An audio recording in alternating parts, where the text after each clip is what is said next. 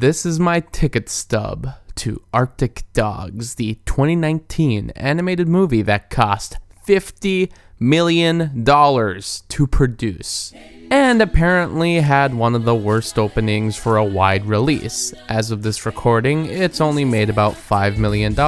And the question comes up, who was this movie even made for? I understand making a cash grab for a live-action movie comprised of the less than standard film equipment, because you can sometimes turn a profit no matter how bad the movie is. Live-action movies are just cheaper to produce, but once you start digging into animation, the budget can skyrocket. In the decade that has given us Food Fight, Legends of Oz, and Norm of the North, all of which crashed and burned, costing millions to produce and making a fraction of the profit, you'd think that investors and producers would turn away from this stuff in the end. I sometimes wonder if there's some kind of tax scheme going on with these expensive ventures. Since I am in fact an idiot, I posted on Twitter that I'd see this movie if I got 50 likes, which seemed pretty reasonable until Tony Goldmark went ahead and retweeted it, so by then I was out of luck, and I knew that Arctic Dogs in the theater was gonna happen in the year of 2019. Of course, there was a large enough crowd for a 6 p.m. showing on a Monday. Of the animated movies I've seen this year with children running around and babies screaming, it was kind of nice to see Arctic Dogs completely alone.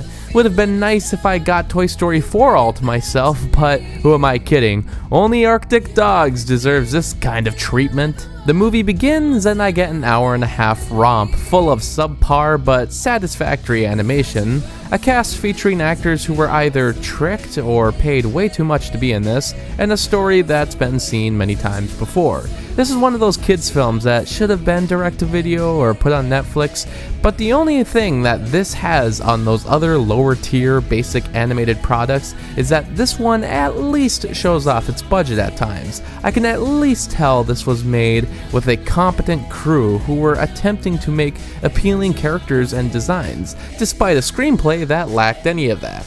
This stars Jeremy Renner as Swifty, a white fox who dreams of being a sled dog, but falls short because he is in fact a fox, so he's pretty much stonewalled from progressing in the workplace. He continues working at his dream job though, helping to sort the very mail the sled dogs deliver, and eventually he gets his chance to prove his worth by replacing the sled dog team after their mysterious disappearance. It also stars Alec Baldwin, Angelica Houston, John Cleese as the villain, and James Franco. It's pretty bad timing that a movie starring both James Franco and Jeremy Renner would be released during this news cycle, but regardless, I don't think there was very much that was going to save this movie from a box office disaster. Animation costs so much money, and with the weakening returns in the theaters, the only movies that really succeed, unless you keep it under budget, come from existing products or trustworthy studio brands like Disney, DreamWorks, or Illumination, and sometimes brand loyalty doesn't even help that much. Like I said, the animation isn't that bad, so I can tell that the budget went somewhere, and it has a cast that sounds like they're putting a good foot forward. Besides James Franco, I'm not really sure what he's trying to do with this bird character, but everything he says is stupid and forgettable, which I guess is meant to be the personality, but it comes across as lazy. As the movie went on, I was surprised to hear quite a few songs that I felt were produced specifically for this soundtrack. It also sounded oddly like Jeremy Renner himself, and what do you know, he did a number of songs as the featured singer. I can imagine that after the success of the Jeremy Renner app, he wanted to make an album, and found a company that was willing to fork the money over, just as long as he starred in some kind of bad kids movie. Corporate integration at its finest. He doesn't even have a bad voice, but the tracks are about as copy and paste as you can get, and I don't really remember much about them besides the voice. I wanna make you a believer. I stayed for the end credits to see if that was in fact his voice, and I discovered that the copyright listed the title as Arctic Justice. They changed the name for the American release, and had they stuck to the original one, I'd imagine there'd be an audience clamoring for the sequels. Arctic Justice sounds like a team-up film with a bunch of inevitable spin-offs and sequels. It sounds like the next Marvel Cinematic Universe. Maybe they were planning a franchise about these lovable, furry characters before the producers saw the mess that was created. There's not really a specific reason to hate on this, since it's not nearly as bad as a lot of kids' films, but there's this plot line that involves global warming that would maybe cause some head scratching. I'm not really sure why a Diet Disney Zootopia knockoff really needs a John Cleese-led climate change story, but here we are, and those words have left my mouth.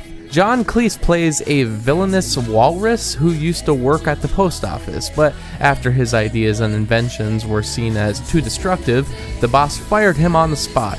So in retaliation, instead of digging to the center of the earth to extract harmful gases for energy purposes, he's instead going to do it to intentionally melt the ice caps and flood the town.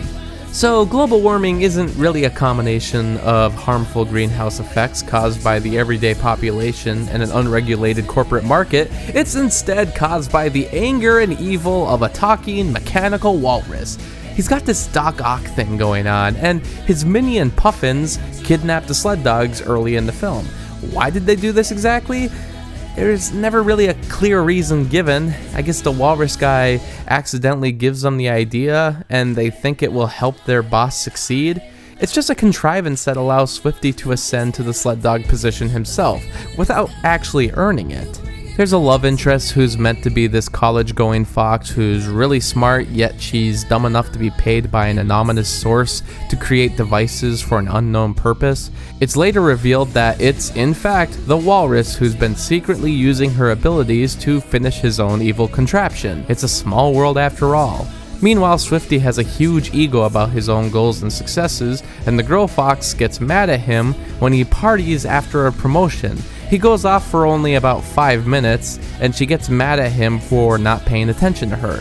His best friend, Alec Baldwin Polar Bear, also gets mad at him when he tries to warn him about the evil walrus. It's just a bunch of forced misunderstandings that are supposed to get you on Swifty's side, but he's so unlikable and full of himself, I can't really stand him.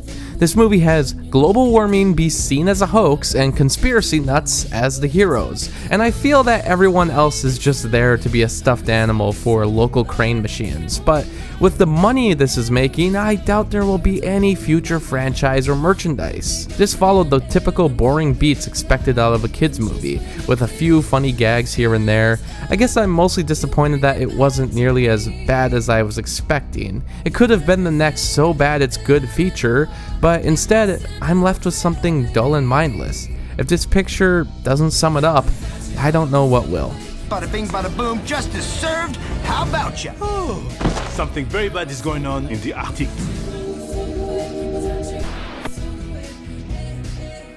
Thanks to all my Patreon supporters.